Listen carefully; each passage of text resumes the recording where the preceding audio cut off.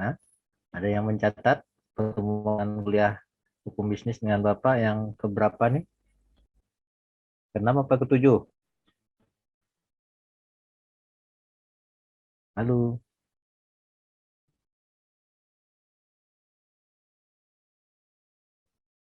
halo adik-adik sekalian. Mohon maaf, Pak. Kelima, Pak. Pertemuan kelima. Oke, baik. Ya, ya, jadi Bapak nyiapin materi dulu bentar ya. Suara Bapak kedengaran jelas ya? Sangat jelas, Pak. Alhamdulillah. Iya.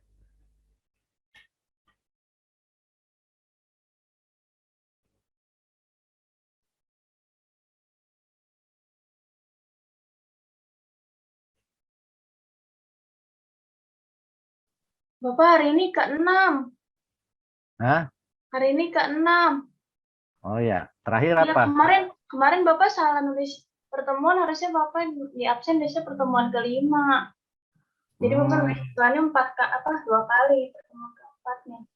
Oh Di gitu. tanggal 24 Maret sama 31 Maret. Iya, iya, iya. Nah, kalau gitu judulnya apa? Prinsip-prinsip etika bisnis sudah? Sudah. Oke, betul. Berarti yang hari ini kuliah kita hukum perjanjian dalam sorotan hukum bisnis. Ya, itu belum berarti ya. Ya, ya. Baik, sudah kelihatan belum?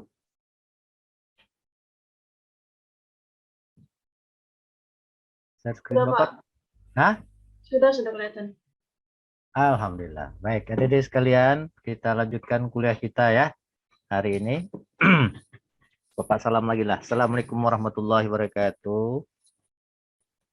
Biar serentak. Waalaikumsalam warahmatullahi wabarakatuh. Pokoknya cuma satu orang yang jawab nih. Bapak ulangi ya. Mute-nya dihidupin ya sama-sama. Assalamualaikum warahmatullahi wabarakatuh. Waalaikumsalam warahmatullahi wabarakatuh. Iya. Alhamdulillah, kita panjatkan puji syukur kita kepada Allah SWT atas segala nikmat rahmatnya kita dipertemukan di bulan suci Ramadan ini ya. Bulan yang penuh keberkahan, bulan kemuliaan. Kita bisa ketemu lagi dengan bulan suci Ramadan ini, suatu hal yang perlu kita syukuri adik-adik sekalian ya. Karena ya seperti kita ketahui, 2 tahun terakhir ini ya, Indonesia dan juga negara-negara di belahan bumi yang lain mengalami musibah virus COVID-19 ya, sehingga banyak saudara-saudara kita, bahkan mungkin ada rekan kita ya, Bapak aja rekan Bapak lumayan banyak ya yang meninggal ya akibat virus COVID-19. Alhamdulillah di tahun ini kita bisa berpuasa secara normal ya, di mana namanya masjid bisa dibuka untuk sholat berjamaah tarawih ya, kan sempat waktu itu ditutup ya, kemudian bisa sholat rapat gitu ya. Nah, Bapak sarankan pada adik semua manfaatkan ya bulan suci Ramadan ini. Bagi yang laki-laki sholatnya, yang putri juga ya sholatnya dijaga dengan baik. Bisa sholat tarawih di masjid ya. Jangan awalnya saja, nanti mulai apa namanya minggu kedua udah mulai surut di masjid, jangan ya. Sayang. Baik, kita sekarang bahas berikutnya yang nggak kalah pentingnya, bagaimana hukum perjanjian ya, hukum perjanjian. Jadi dalam dunia bisnis sangat penting ya untuk mempersiapkan, membuat ya surat perjanjian agar perjanjian hukum ini berjalan dengan baik, legal, ya sesuai hukum, ada aturannya, tidak ada niat untuk apa namanya menipu, membohongi, ya, membohongi apa namanya lawan bisnis kita. Banyak terjadi kan, banyak terjadi apa namanya di usaha-usaha yang ada, ya. Apa nih yang sekarang lagi tren nih apa? Adil Rahma, ya. Itu ya jangan bisnis yang diawali dengan kesannya menjanjikan, tapi ternyata di ujungnya kita mengalami penipuan. Ya, ada lagi juga yang tidak ketemu tapi by online saja, ya. Nah, itu harus hati-hati. Bahkan hukum ini mengatur hubungan antar negara, hukum internasional namanya ya. Jadi kalau skupnya masih orang per orang masih mudah, apalagi dalam suatu negara. Ya, gimana kalau hukum internasional perjanjiannya? Begitu ya. Harus ada yang membuat atau adanya saling mempercayai, ya. Saling mempercayai, dan jangan sampai hukum internasional ini mencederai suatu negara. Kalau ada masalah itu kira-kira gimana? Bapak Rizky dari mana nih? Rizky pertama. Halo Rizky. Iya Pak. Apa kabar kamu?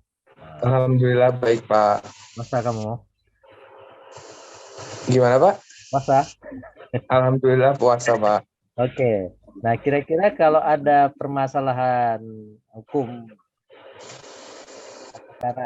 negara dengan negara lain, ya, penengahnya siapa kira-kira?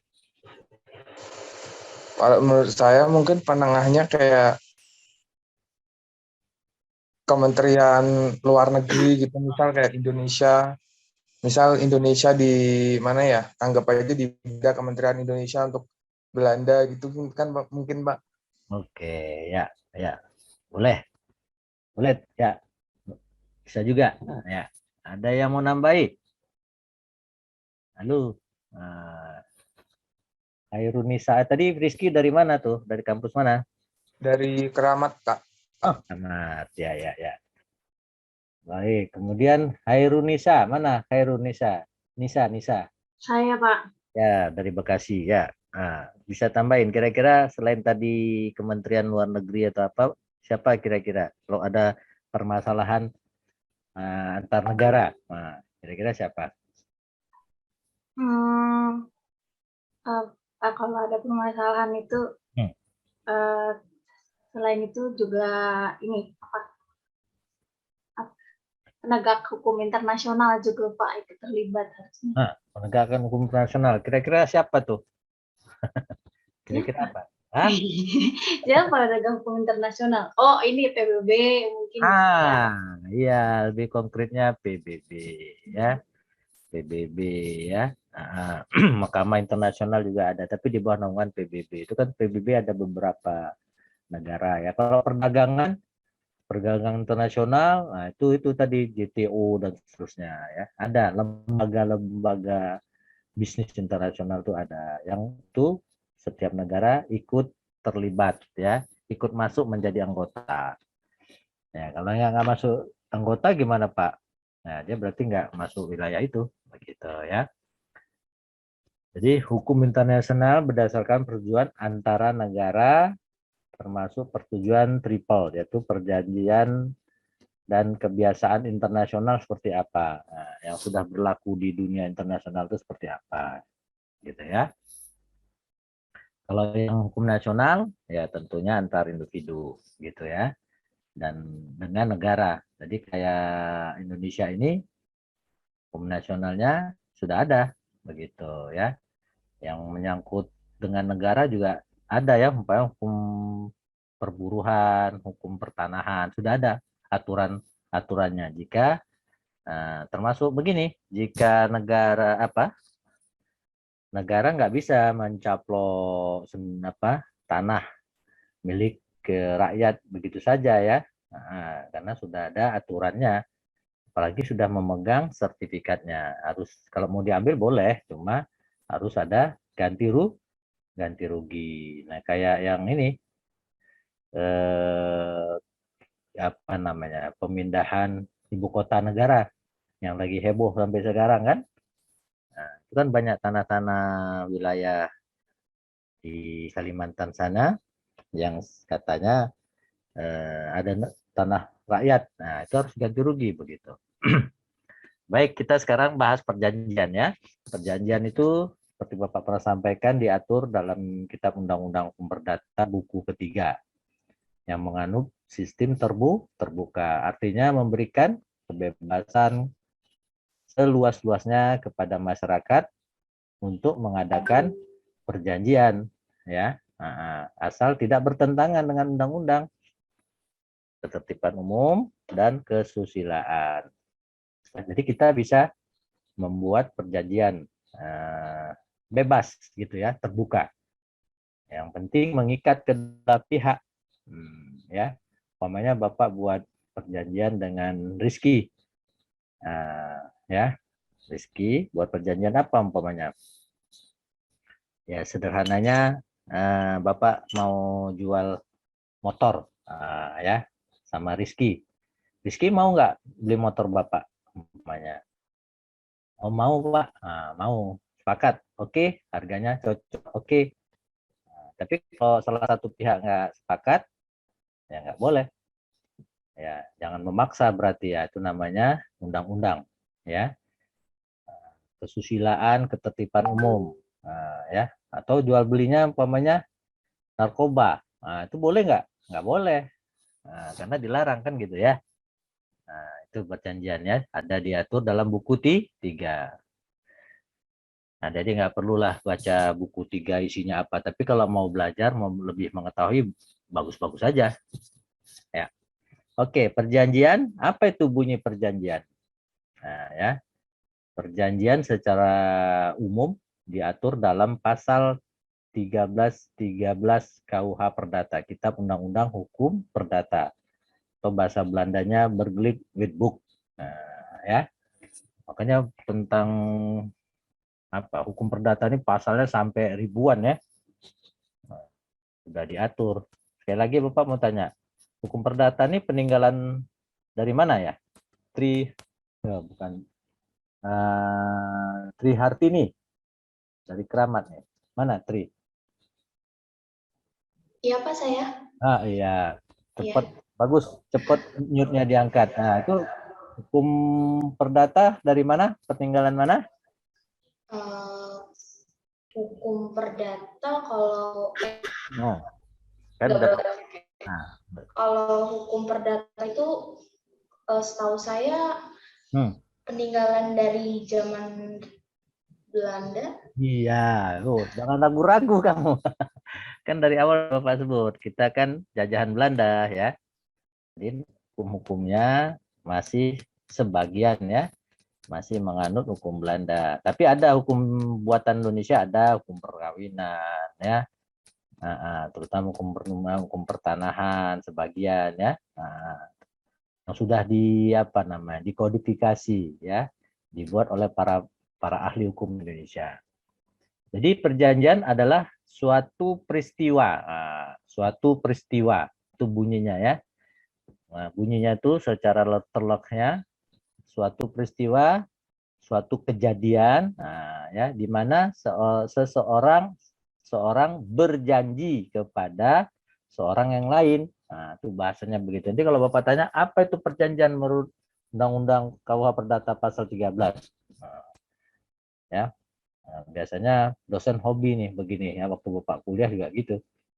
Ya, yaitu suatu peristiwa kejadian di mana seorang berjanji kepada seorang yang lain atau di mana dua orang, ya berarti dua orang ya, mengikat dua orang, nggak sendiri bukan macam mana ya.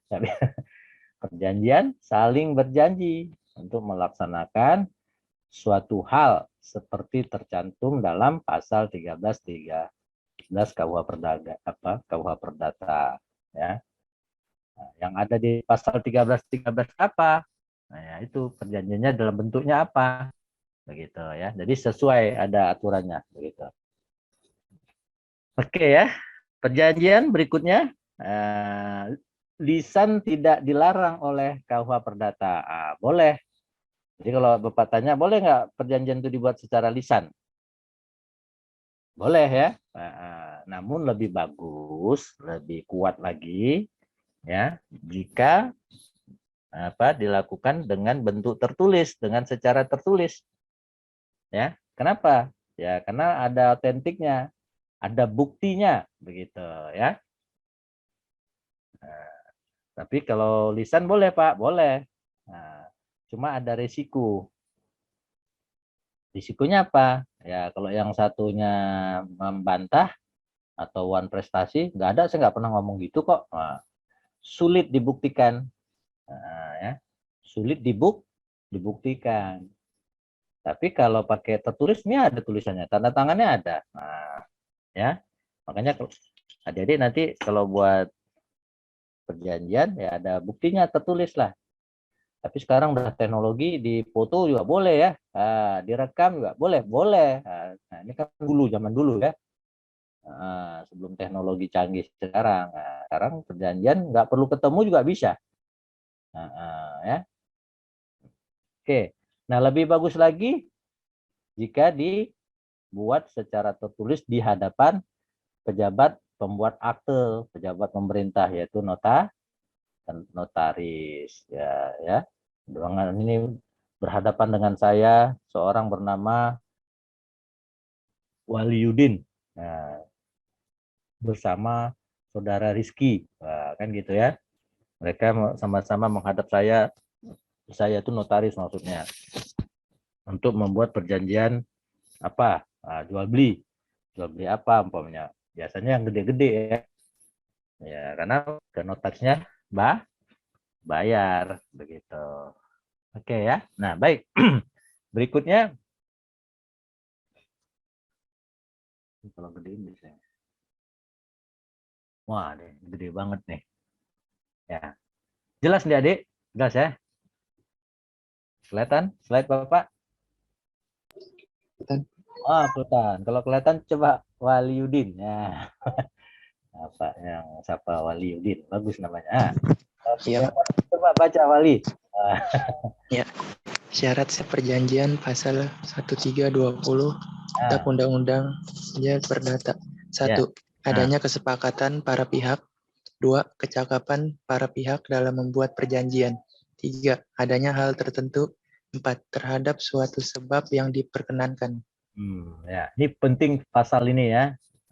Pasal 1320. Bapak ini dari dulu hafal banget nih.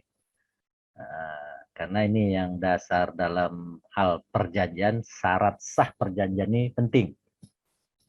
Ya, pasal 1320 KUH Perdata ya. Bapak kadang-kadang suka juga nih, nanti bisa keluar nih, Bapak bocori lagi. Adanya kesepakatan para pihak, ya. Jadi para pihak harus sepakat dulu, ya. Harus sepakat. Contoh tadi Bapak buat perjanjian dengan Waliudin, ya. Perjanjian apa? Umpamanya Bapak mau jual motor Bapak ke Waliudin, ya. Waliudin mau nggak beli motor Bapak? Oh mau, motor Bapak masih bagus, ya mungkin udah lihat dulu fisiknya ya, dan seterusnya. Tapi kalau nggak mau jangan dipaksa. Kemudian kecakapan, ya, cakap para pihak. Maksudnya dalam hal ini bahwa para pihak itu harus cakap dalam arti memenuhi usia, ya, kondisi yang sehat. Jangan buat perjanjian sama orang yang di bawah umur, itu nggak boleh, ya. Kemudian yang satu ya kurang, ya mohon maaf, Bapak pikirannya kurang normal gitu ya, nggak boleh, berarti itu tidak cakap dia membuat perjanjian, harus dengan pengampunya walinya. Adanya hal tertentu, ya, adanya hal tertentu. Hal tertentu itu maksudnya ada barang bendanya ya, ada barang dan bendanya. kemudian terdapat suatu sebab yang diperkenakan dan barangnya itu diperbolehkan, ya, diperbolehkan. Maksudnya jual beli motor boleh, terus motornya motor sendiri, iya. Nah, kalau motor curian ya nggak boleh lah. Nah, tapi kalau nggak tahu Pak gimana? Nah, makanya harus jelas mau jual motor tadi, lihat dulu STNK-nya adakah, BPKB-nya adakah, kondisi motornya gimana, pokoknya dicek dulu lah. Nah, ya. Kalau kita mau benar, oh, cek dulu motor ini, cek di kepolisian di Polda gitu ya. Motor ini, nomor ini punya siapa? Oh benar punyanya Pak Agus. Nah, ya, begitu seterusnya ya. Baik. Ya, yang berikutnya, slide berikutnya memenuhi 4 syarat, berarti surat perjanjian tersebut sah dan mengikat para pihak. Nah, ya kalau 4 ini sudah masuk syaratnya, sudah sesuai, ya berarti dianggap sah. Ya, yang para pihaknya ada, ya. Terus sama-sama cakap untuk membuat perjanjian, bendanya jelas, pemiliknya jelas, ya, dan tidak dilarang oleh undang-undang, udah sah berarti. Dan ini bisa digunakan sebagai alat bukti, ya. Alat bukti jika nanti di kemudian hari ada sengketa, nah jelas sudah, nah, ya. Apalagi partainya gede gitu ya, jual gedung, jual apartemen, jual apa lagi rumah, nah, ya, jual kendaraan, mobil umpamanya ya. Nah ini harus kuat buat ininya. Dia harus siap kalau membuat buat perjanjian, lebih bagus dibuat secara tertulis ya, dibubuhkan materai begitu ya. Habis itu disaksikan oleh saksi, wah udah cakep itu, ya. Difoto lagi, direkam lagi, wah udah kuat. Jadi untuk menghindari terjadinya sesuatu hal yang tidak diinginkan di kemudian hari, alat buktinya kuat. Jelas ya, adik-adik? Ini ada yang chat nanya apa nih?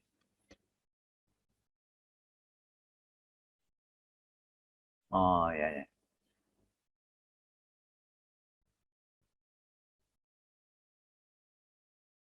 Oh ya, bagus. Ada yang chat. Ini siapa yang nanya nih? Siapa yang nanya nih? Halo? Yang ngechat siapa? Enda, Pak. Oh, Enda. Ya, Enda. Iya. Oke, ya, bagus ya. Boleh, ya. Bagus ya. Bapak baca pula lagi di depannya ya. Jika ingin membuat surat perjanjian jual beli dengan pihak ketiga dari notaris, apakah bisa, Pak? Oh, bisa. Nah, ya. Jadi melibatkan notaris itu penting ya, apalagi kalau apa namanya? Ya besar ininya ya. Nilainya besar. Ya, nilainya besar ya. Notaris ini apa notaris? Pejabat pembuat akte ya. Pejabat pembuat akte yang tujuannya apa? Bahwa apa namanya perjanjian kita ya, sertifikat kita sah gitu ya. Membuat sertifikat melalui notaris karena dia pejabat yang berwenang begitu ya. Dan Tapi kemudian, beliau itu bukan notaris, Pak. Beliau itu nggak kerja di notaris itu, cuman dia tuh nyari-nyari pelanggan untuk notaris itu, Pak. gimana maksudnya? Coba ulang Dia ya. nyari orang yang mau jual beli tanah atau motor atau apapun Nah, untuk ke notaris tersebut, tapi dia bukan kerja di kantor notaris tersebut. Dia oh, cuman kerja sama gitu, Pak. ya, ya, Bahaya nggak ya, Pak, itu? ya, bagus oh, gitu pertanyaannya ya. Ya, ada orang yang istilahnya dia ingin menyampaikan ke notaris begitu ya. Iya, Pak. Ya nggak apa-apa, sejauh notarisnya kita tahu. Nah, notaris nggak bisa, kalau dia pura-pura jadi notaris itu nggak betul. Tapi kalau umpamanya dia sebagai pihak ketiga ini nanti kalau buat begini, buat perjanjian mau jual tanah, sebaiknya dibuat di depan notaris. Nah, kalau menurut Bapak kan bagus, ya. Cuman notarisnya mana dulu? Nah, ya, jangan melalui dia. Dia menunjukkan notarisnya. Ayo kita sama-sama datang ke notaris. Umpamanya Endah sama orang lain mau jual mau jual tanah begitu ya. Tapi ada yang pihak ketiga menyarankan untuk ke notaris, yang menunjukkan arah ke notaris, ya bagus. Tapi bukan dia kan, tapi pihak notaris. Notaris itu kan punya lisensi, ya, punya sertifikasi yang nanti dia yang buat. Begitu ya, Indah? Bisa, tapi bukan dia. Maksudnya bagaimana caranya dia mengarahkan ke pihak notaris. Notarisnya nanti kita sama-sama dengan pihak kita, umpama kita penjual, pembelinya sama-sama dengan tadi ya, perantara tadi datang ke notaris. Kan kalau notaris kan kita lihat ada kantornya dan seterusnya. Ya. Jadi gini Pak, dia kan kita tuh nggak ngatur itu, berkas-berkasnya udah dikepercayain ke dia gitu loh Pak. Dipercaya. Oh, ya, Terus, baik. Kalau begitu jangan mempercayakan pada seseorang yang kita tidak kenal ya. Kenal Pak, udah beberapa kali langganan ke dia, bener mulu. Tapi pas kemarin itu entah kenapa uangnya malah dipakai Pak. Ya, ya. Gimana itu Pak? Ya, kalau begitu tuh berarti oknum.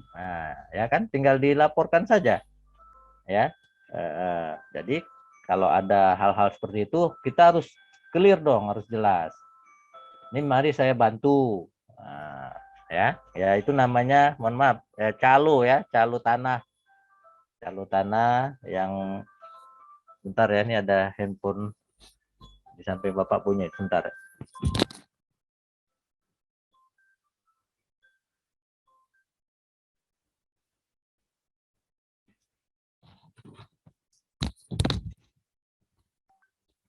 Ya, handphone orang rumah bunyi untuk nandai kasih obat. Ya, jadi begitu Endah.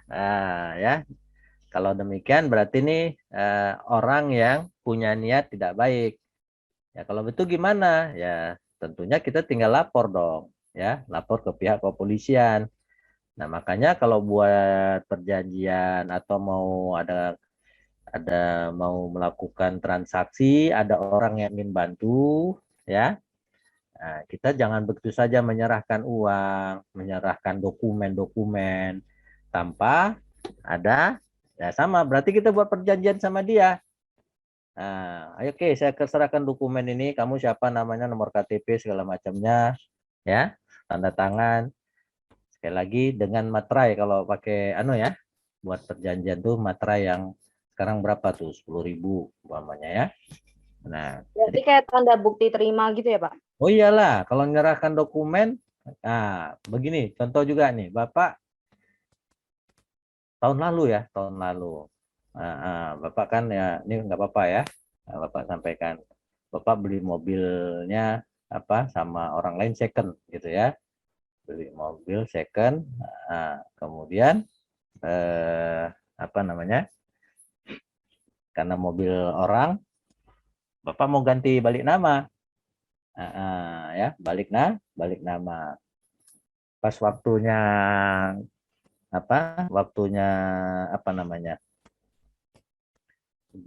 habis ya, waktu pajaknya habis, ya Bapak ke ke bukan ke Komdak ya, ke Samsat. Samsat, kebetulan Bapak daerah Jakarta Timur ya, Samsat kebun kebun siri ya, pokoknya yang sinilah, bypass nih, Pasar Gembrong nih kalau adik tahu ya. Nah, Samsat situ tuh. Nah, ya kan? Terus ada yang nawari, Bapak mau balik nama. Ya, boleh Pak. apa namanya, ya bisa dikatakan calo lah ya, tapi nggak sendiri, banyak orang juga. Wah, Bapak pikir biar ada yang ngurus biar nggak repot. Nah, oke. Bapak ini kamu siapa? Ya, banyak lah situ ya, beberapa orang lah. Ya udah Bapak ya, tapi nggak pakai surat perjanjian, Bapak foto ya kan, nama kamu siapa, nomor handphonenya siapa. Nah, kan sama ya modelnya. Ya, rame di situ, ada beberapa yang kalau kita tidak mau melakukannya sendiri ya, ini buat balik nama begitu. Ya sudah, walaupun harganya tentu lebih beda, lebih tinggi dibandingkan kita ngurus sendiri. Nah, jadi harus ada buktinya. Jika kalau nanti dia niat tidak baik ya kan dan segala macamnya, kita punya bukti. Begitu ya, Endah ya. Jadi sekali lagi kalau menyerahkan dokumen ada perantara. Tadi pertanyaannya bagus, perantara. Nggak bisa Pak? Ya bisa, cuma kita harus jaga-jaga. Namanya dokumen, kita menyerahkan sertifikat, ya kan, menyerahkan barang kita,